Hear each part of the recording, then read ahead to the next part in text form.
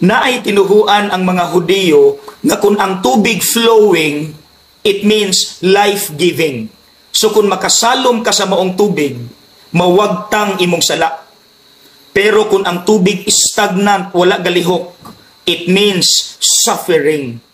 Maunang diri sa Ebanghelyo, daghan kay masakiton gat libot sa maong pool of water, kay gailog sila kinsay unang makasalom aron maayo. Just imagine unsa kabaho, musamot kag ka-discourage dito.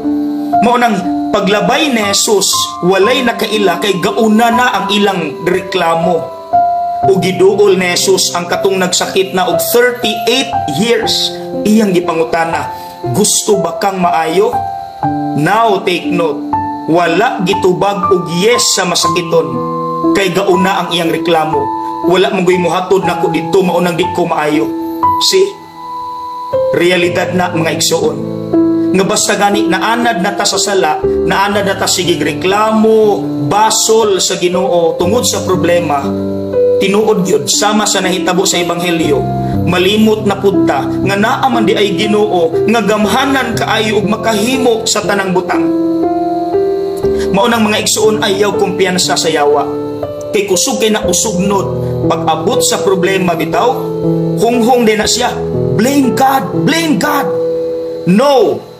Let us counter-attack the devil. Dili ta mo reklamo ang atong itubag kani. Yes, Lord, I want to be healed.